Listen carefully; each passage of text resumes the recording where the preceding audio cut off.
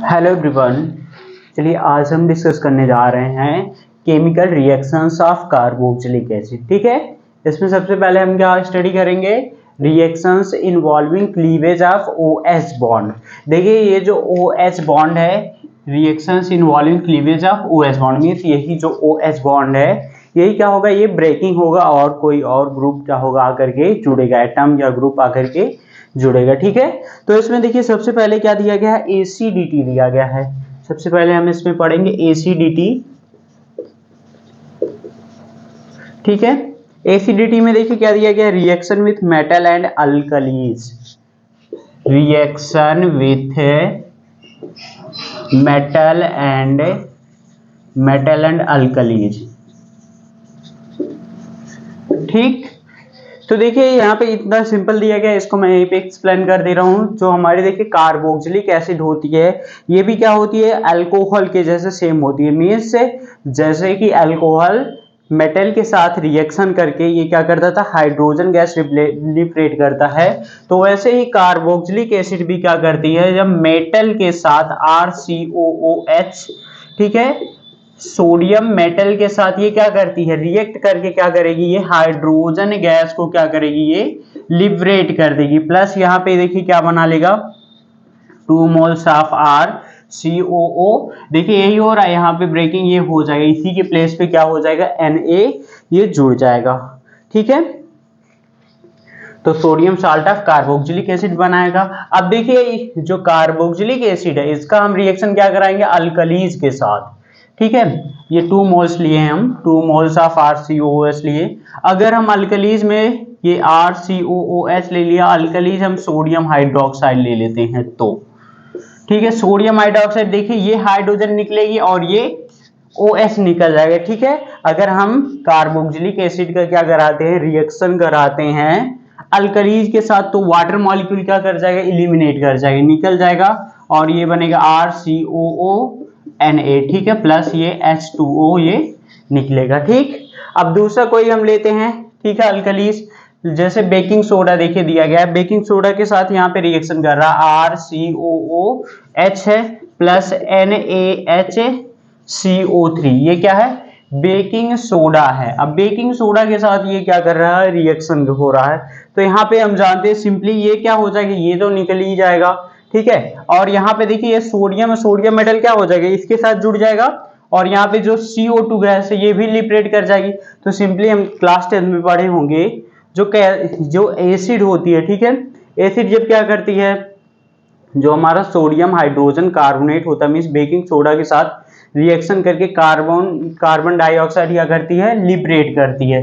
तो हमारा देखिए CO2 क्या हो जाएगी, ये लिबरेट हो जाएगा, मीन्स कार्बन डाइऑक्साइड निकलेगी ही तो निकलेगी। ठीक है, इस रिएक्शन से। और देखिए क्या हो रहा है यहाँ पे, और ये RCOONA बन जाएगा। ठीक है, sodium salt of carboxylic acid बनाएगा।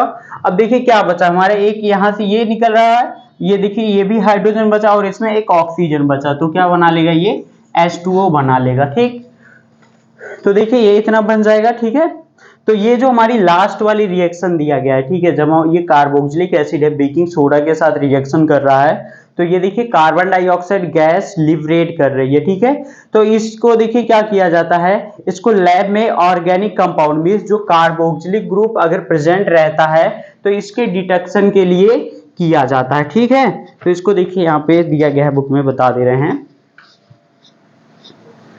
हाँ देखिए ये लास्ट में यहाँ पे दिया गया है, देखिए this reaction is used to detect the presence of carboxylic group in an organic compound. तो यही वाला रिएक्शन दिया गया है कि कार्बोक्सिलिक ग्रुप को अगर प्रेजेंस है तो ये पता चला है कार्बन डाइऑक्साइड निकल रही है, तो हम जान लेंगे कि ये जो ऑर्गेनिक कंपाउंड दिया गया है इसमें कार्बोक्सिलिक ग्रुप प्रेजेंट है। ठीक है, तो अब देखिए अगला कह रहा है कि carboxylic acid dissociate in water to give resonance stabilize carboxylate anion and hydronium ion. देखिए जब कार्बोक्सिलिक एसिड का रिएक्शन कराएंगे H2O के साथ, ये क्या बना लेगा, hydronium ion and resonance stabilize carboxylate ion ये बनाएगा। ठीक है, चलिए इसको यहाँ पे बता दे रहे हैं। ठीक, देखिए जो हमारी कार्बोक्सिलिक एसिड होती है जब वाटर मॉलिक्यूल के साथ क्या करती है, रिएक्शन करती है, ठीक है। तो ये जो H है ये क्या कर जाएगा, ये ब्रेकिंग कर जाएगा, H2O है, ठीक है। ये H क्या कर जाएगा, टूट करके इसके साथ क्या बना लेगा, हाइड्रोनियम आयन बनाएगा, ठीक है। रिएक्शन देखिए रिवर्सिबल दिया गया, मीन्स ये रिवर्सिबल है, ठीक। H3O पॉजिटिव बना रहा है, ठीक है। ये क्या हाइड्रोनियम आयन बना रहा है, प्लस ये क्या बना रहा है, ये रेजोनेंस स्टेबलाइज्ड कार्बोक्सिलेट आयन बना रहा है। ये R हो गया, ये C डबल बॉन्ड O यहाँ पे देखिए नेगेटिव चार्ज है, ठीक है। अब जैसे ही नेगेटिव चार्ज क्या करेगा, इसके साथ ये बॉन्ड बनाएगा, ठीक है। तो ये वाली ऑक्सीजन अपना इलेक्ट्रॉन लेकर के चली जाएगी, ठीक है। तो दूसरी हमारी रेजोनेंस स्ट्रक्चर ये मिल जाएगी O, यहाँ पे नेगेटिव हो जाएगा, यहाँ पे डबल बॉन्ड हो जाएगा, ठीक। अब जैसे ही क्या करेगा, ये अपना इसके साथ क्या करेगा, ये बॉन्ड फॉर्मेशन करेगा, फिर से ये यहाँ पे चला जाए, तो ये स्ट्रक्चर ये ऐसे चलती रही है, ठीक है। तो यही क्या है, रेजोनेंस स्टेबलाइज्ड क्या है, कार्बोक्सिलेट आयन है। अब देखिए क्या है, इसी की रेजोनेटिंग स्ट्रक्चर ये हम ऐसे बना देंगे, RC है, ठीक है। इसको भी सिंगल बॉन्ड से करेंगे, इसको भी सिंगल बॉन्ड से करेंगे, और सेम ये डॉट डॉट ये हम रिप्रेजेंट कर देंगे, ठीक है। बीच में ये नेगेटिव का ये चार्ज कर देंगे। तो यही क्या है, रेजोनेटिंग स्ट्रक्चर आप क्या है, कार्बोक्सिलेट आयन का है, ठीक। अब इसके बाद देखते हैं इसका जो इक्विलिब्रियम कांस्टेंट होता है, हमने देखिए पढ़ा था क्लास 11 में इक्विलिब्रिया। तो इक्विलिब्रिया क्या होती है, के ई क्यू मतलब क्या जानते हैं हम, ये क्या होता है, ये इक्विलिब्रियम कांस्टेंट होता है, इसको इसी से रिप्रेजेंट करते हैं। तो ये क्या होता है, प्रोडक्ट अपॉन रिएक्टेंट होता है, प्रोडक्ट अपॉन रिएक्टेंट,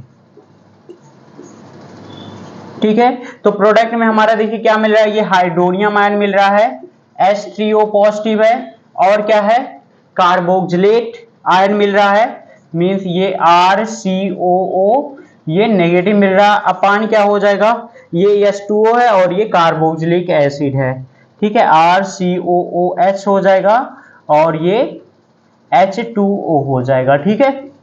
यही हो जाएगा, ये क्या है, इक्विलिब्रियम कांस्टेंट है। के ई को हम जानते हैं क्या है, इक्विलिब्रियम कांस्टेंट, इक्विलिब्रियम कांस्टेंट, ठीक है। अब देखिए हम एसिडिटी मींस इसी के हेल्प से निकालते हैं। अब देखिए जो के होता है, के होता है क्या, एसिड डिसोसिएशन कांस्टेंट, यहाँ पे लिख लेंगे के जो होता है, के इज इक्वल टू क्या होता है, एसिड डिसोसिएशन कांस्टेंट, ठीक है। ये देखिए जो एसिड डिसोसिएशन कांस्टेंट होता है, के इज इक्वल टू क्या होता है, के ई क्यू H2O होता है, ठीक है। ये फॉर्मूला है, ठीक है। जो एसिड डिसोसिएशन कांस्टेंट होता है ये क्या होता है, के ई क्यू और H2O होता है। तो हम के ई क्यू वैल्यू हम ये जानते हैं, इसको यहाँ पे पुट करेंगे तो क्या हो जाएगा, देखिए क्या हो जाएगा, H3O पॉजिटिव है, ठीक है, ये RCOO नेगेटिव अपान RCOOH H2O और ऊपर ये क्या है, H2O है, ठीक है। तो H2O ये कैंसिल हो जाएगा, तो हमारा जो एसिड डिसोसिएशन कांस्टेंट ये आएगा, क्या आ जाएगा, ये H3O पॉजिटिव RCOO नेगेटिव अपान RCOOH, यही देखिए वैल्यू आएगी, ठीक है। यहाँ पे यही दिया गया है। अब इसको देखिए बता दे रहे, फिर आगे बताएंगे, ठीक है। देखिए सेम देखिए यही मैं बता रहा था कि देखिए अबव इक्वेशन के लिए क्या दिया गया था, इक्विलिब्रियम कांस्टेंट दिया गया था। फिर यहाँ पे के ये देखिए क्या है, एसिड डिसोसिएशन कांस्टेंट का ये फॉर्मूला होता है, तो ये इतना आएगा, ठीक है। फिर अब आगे देखिए कह रहा है कि for convenience the strength of an acid is generally indicated by its pKa value rather than its Ka value। देखिए जो क्या होती है, generally indicated by pKa value, जो एसिड की स्ट्रेंथ होती है उसको हम जनरली रिप्रेजेंट करते हैं, ठीक है, इंडिकेट करते हैं pKa वैल्यू से, ठीक है। तो ये फार्मूला क्या होता है, pKa इज इक्वल टू क्या हो जाएगा, देखिए माइनस लॉग Ka होता है, ठीक है। बहुत इंपॉर्टेंट फार्मूला है। देखिए आगे क्या कह रहा है कि the pKa of hydrochloric is इतना, whereas pKa of trifluoroacetic acid, देखिए ये क्या है, trifluoroacetic acid strongest carboxylic acid है, फिर बेंजोइक एसिड एस्टिक एसिड का इतना इतना इतना दिया गया है। आगे देखिए क्या कह रहा है कि smaller the pKa the stronger the acid, बहुत यहाँ पे देखिए अंडरलाइन कर लीजिएगा, स्मॉलर द पी के स्ट्रॉन्गर द एसिड मीन्स जितना कम क्या होगा पी के ए वैल्यू होगा एसिड का, उतनी ही ये क्या होगी स्ट्रॉन्गर एसिड होगी। ठीक है, तो ब्रैकेट में देखिए क्या कहा कि the better it it's as a proton donor. आगे देखिए strong acid have a p K value less than 1। ठीक है, the acid with p K value between 1 and 5 are consider to moderately strong acid. Weak acid have p K value between 5 and 15 and extremely weak acid है p K value कह रहा कि less than क्या है ये 15। ठीक है, 15 से भी सॉरी ग्रेटर देन 15 दिया गया है। ठीक है, 15 से ग्रेटर होती हैं। चलिए देखो पहले एक्सप्लेन करते हैं। आगे देखिए यही कह रहा था कि जो पी के वैल्यू होता है इसी में हम क्या करते हैं एसिडिक स्ट्रेंथ को रिप्रेजेंट करते हैं। देखिए पी के ए इज इक्वल टू क्या होता है माइनस लॉग के ए होता है। ठीक है, यही देखिए इसका क्या है फॉर्मूला है। ठीक है, अब आगे देखिए क्या दिया गया था, जो पी के ए ऑफ हाइड्रोक्लोरिक का देखिए क्या दिया गया है, ये 7 दिया गया है। ठीक है, कितना -7 दिया गया है। पी के ए HCl का देखिए कितना दिया गया है, पी के ए वैल्यू ऑफ HCl इज ये 7.0 दी गई है। ठीक है, वेयर एज पी के आप ट्राई फ्लोरो एसिडिक एसिड। ठीक है, किसका, इसको देखिए एक साइड लिखते हैं। देखिए ये HCl है, इधर मैं पी के ए वैल्यू लिख देता हूँ। ठीक है, इसका पी के वैल्यू कितना होगा, HCl का देखिए कितना -7 पॉइंट कितना दिया गया है, ये 0 दिया गया है। Whereas trifluoro acetic acid दिया गया है। देखिए trifluoro acetic acid means CF3COOH। ये देखिए कह रहा कि the better it is a proton donor means ये स्ट्रॉन्गर एसिड है। सॉरी ये क्या है, trifluoro acid the strongest carboxylic acid होती है। इसका देखिए जो पीएच वैल्यू कितनी दी गई है, ये 0.23 दिया गया है। इसके बाद बेंजोइक एसिड का दिया गया C6H5 COOH है, इसका दिया गया 4.19 दिया गया है। फिर इसके बाद एसिटिक एसिड का दिया गया है CH3COOH का क्या है 4.76। ठीक है, इतना देखिए दिया गया है। तो ये सब देखिए क्या क्या कह रहा है कि जितनी कम क्या होगी ये पी के ए वैल्यू होगी। ठीक है, एसिड क्या होगी उतना ही स्ट्रॉन्गेस्ट होगी। ठीक है, तो देखिए यहाँ पे क्या दिया गया है, यही आप लिख देंगे यहाँ पे स्मॉलर द पी के ए वैल्यू,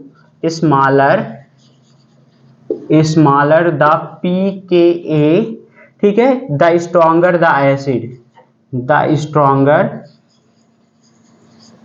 द एसिड मीन्स जो पी के वैल्यू क्या होगी जितनी कम होगी एसिड क्या होगी उतनी ही स्ट्रॉन्गर होगी।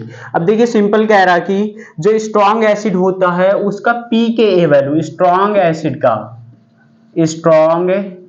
एसिड का जो पी के ए वैल्यू होता है ये क्या होता है, ये लेस देन 1 होता है। क्या होता है 1 से लेस होता है। फिर देखिए दूसरा क्या दिया गया था, ये moderately strong acid, moderately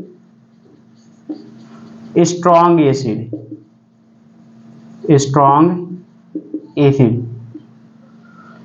moderately strong acid का देखिए जो पीएच वैल्यू होता है ये क्या होता है बिटवीन 1 and 5, बिटवीन 1 and 5 के बीच में होता है।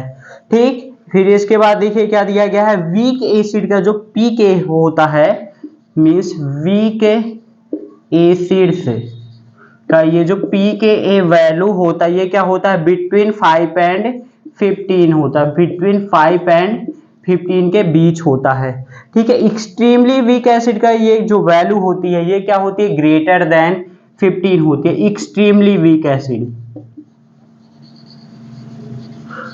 Extremely weak acid, weak acid का जो पी के ए वैल्यू होता है ये क्या होता है ग्रेटर देन 15 होता है। तो ये पी के ए वैल्यू पे ही क्या होती है, ये इसकी एसिडिक स्ट्रेंथ डिपेंड करती है। जितना कम क्या होगा ये पी के ए वैल्यू होगा उतनी ही ज्यादा क्या होगी एसिड स्ट्रांग होगी। ठीक है, इतना देखिए समझ गए। अब चलिए आगे देखिए बताते हैं।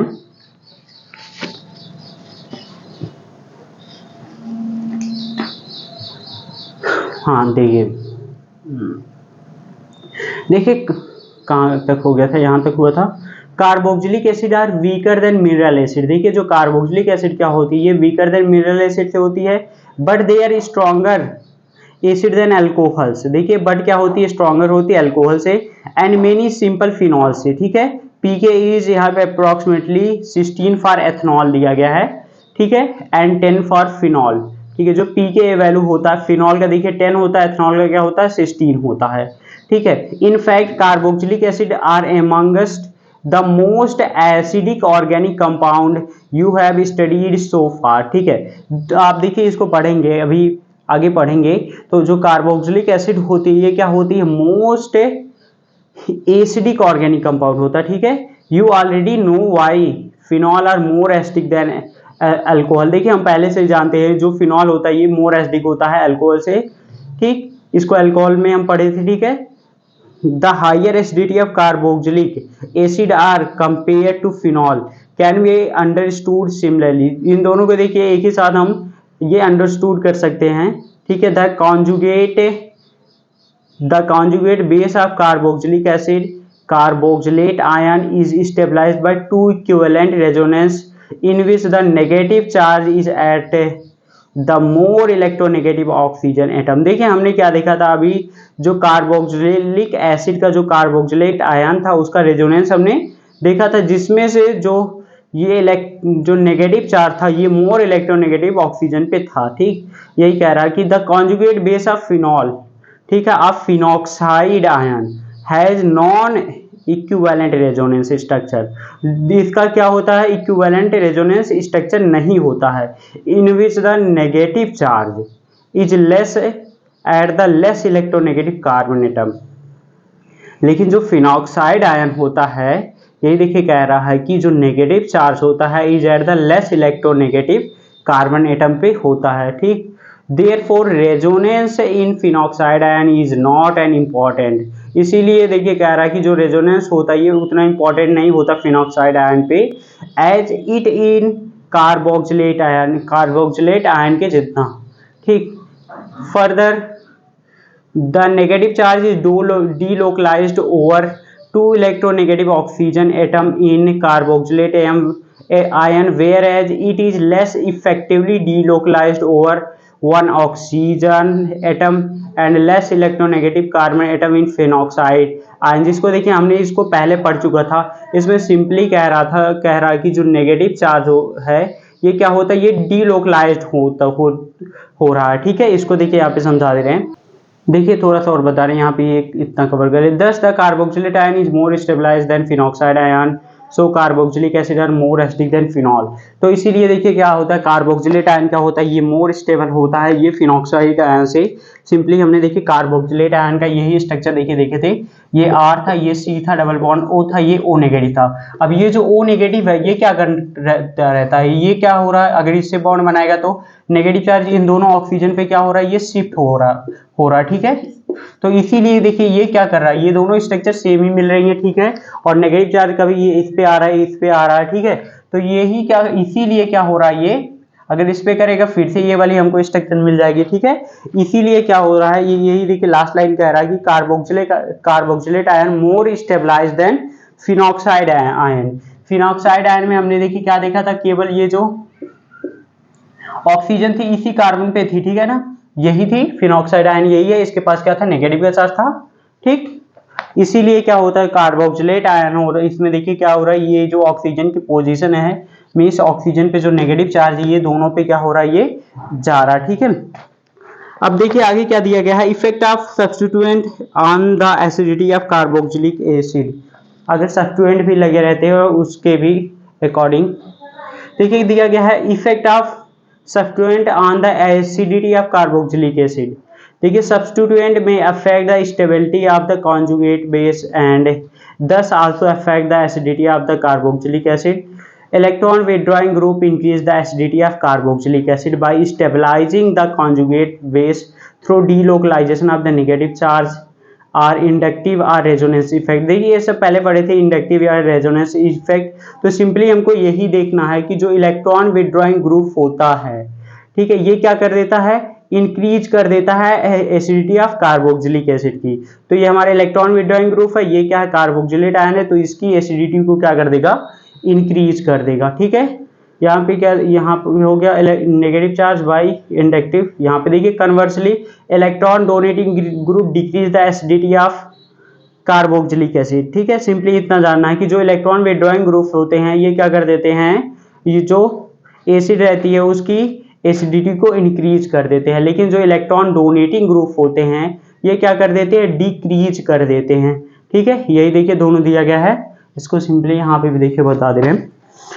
देखिए पहला ये दिया गया है सी दिया गया है, यहाँ पे O है। ठीक है, यहाँ पे O है, इसका रेजोनेटिव स्ट्रक्चर कुछ ऐसे बना था, बीच में नेगेटिव चार्ज आ गया था। अब देखिए यहाँ पे अगर यहाँ पे क्या कौन सा ग्रुप जुड़ा है, इलेक्ट्रॉन विड्रॉइंग ग्रुप जुड़ा है, तो ये क्या कर देता है इलेक्ट्रॉन विड्रॉइंग ग्रुप देखिए ये इंक्रीज कर देता है इंक्रीज कर देता है एसिडिटी ऑफ कार्बोक्सिलिक एसिड का। Electron withdrawing group increases acidity of carboxylic acid. ठीक है, दूसरी तरफ देखिए जो इलेक्ट्रॉन विड्रॉइंग ग्रुप, अगर यहीं पे क्या लगा होता इलेक्ट्रॉन विड्रॉइंग ग्रुप होता तो, ठीक है, अगर यहाँ पे क्या होता है electron donating group, electron EDG होता तो ये क्या कर देता decrease the acidity of carboxylic acid, decrease acidity of carboxylic acid. ठीक है, देखिए ये बहुत ही इंपॉर्टेंट यहाँ पे दिया गया है, ये सबको तो याद ही करना पड़ेगा। देखिए क्या the effect of the following group in increasing acidic order. ठीक है, पहले देखिए क्या दिया गया ये फेनिल है, आयोडो ब्रोमो क्लोरो फ्लूरो ये साइनाइड, ये नाइट्रो है CF3। ठीक है, thus the following acid are arrange in order of increasing acidity based on pKa value. देखिए ये क्या दिया गया है, इसी के अकॉर्डिंग ये अरेंज कर दिया गया है। ठीक, तो इसको देखिए बहुत ही इंपॉर्टेंट है। ठीक है, अगर ये लर्न कर पाते हो तो ठीक है, नहीं तो ये ऊपर वाला ट्रेंड तो लर्न ही कर लेना चाहिए। ठीक है, तो यही कह रहा है कि इंक्रीजिंग ऑर्डर में है, तो ये CF3 देखिए ये CF3 ग्रुप है, यहाँ पे फिर CCl3 हो जाएगा, CH2Cl, यहाँ पे NO2 ग्रुप आता है, फिर देखिए NC आता है। ठीक है, फिर F आता है, फिर Cl आता है, फिर Br आता है।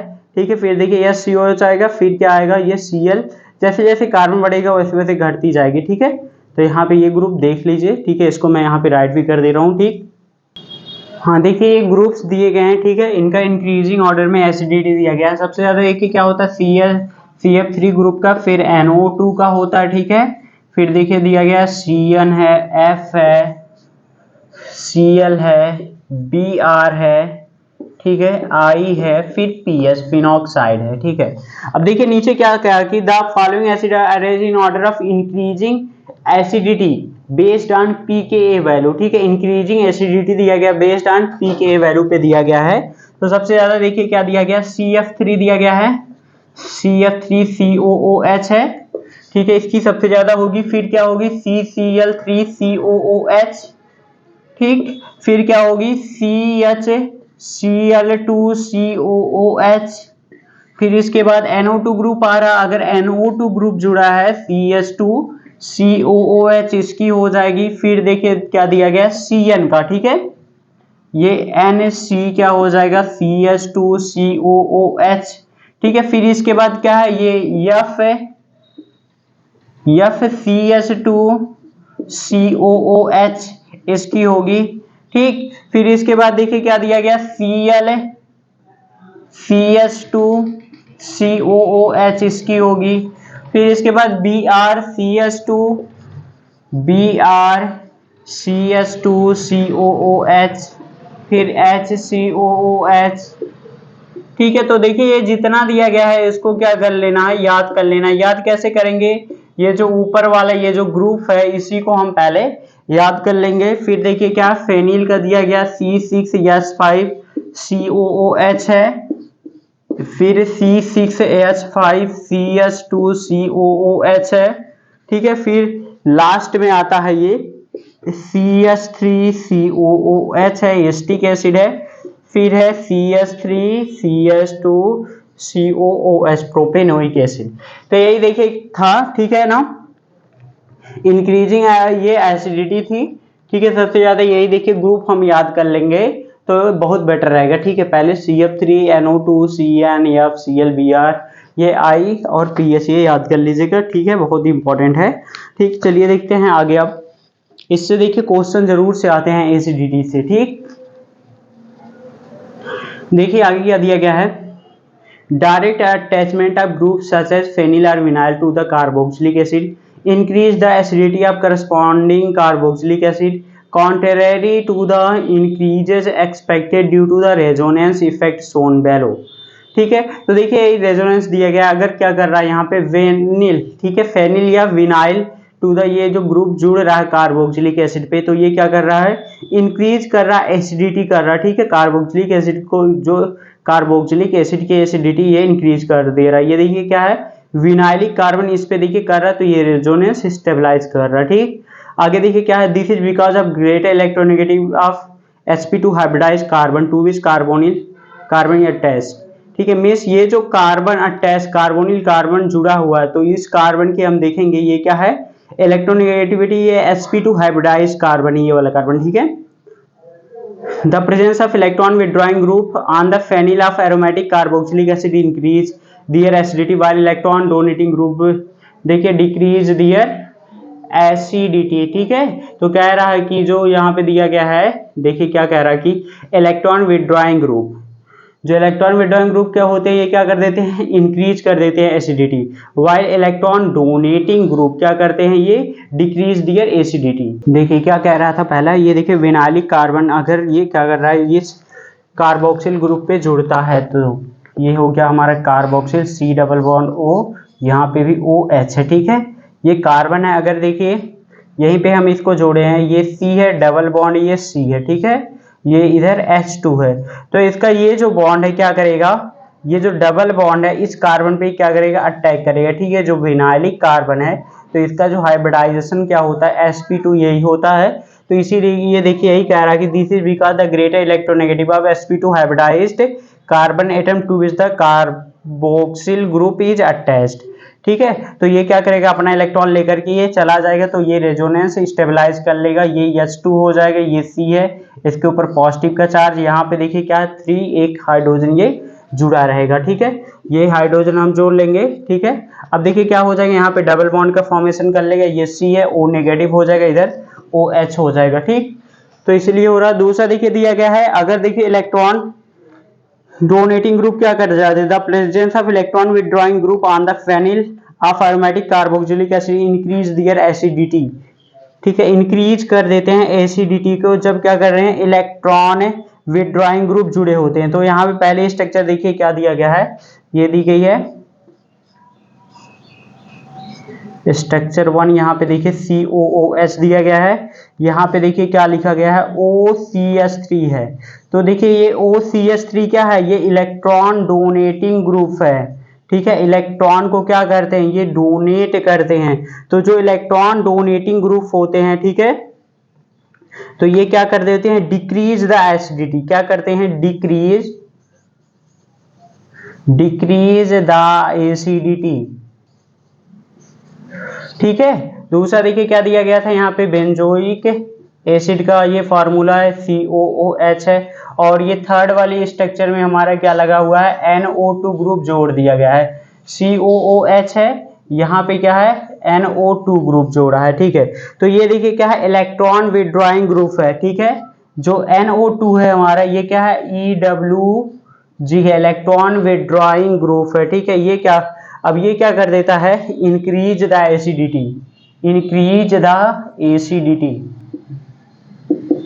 ठीक है। देखिए पी के ए वैल्यू सबकी दी गई है, इसकी पी के ए वैल्यू दिया गया है 4.46 है, इसका पी के ए वैल्यू दिया गया है 4.19 है, और इसका जो पी के ए वैल्यू दिया गया है, पी के ए बराबर 3.41। तो देखिए लेसर द पी के ए वैल्यू ग्रेटर द एसिडिक, ठीक है। तो इसका सबसे कम है तो ये ज्यादा एसिडिक है, ठीक है। ये 3 पॉइंट क्या दिया गया है, 41 दिया गया है, ठीक। और ये क्या है, 4.19 4.46 है।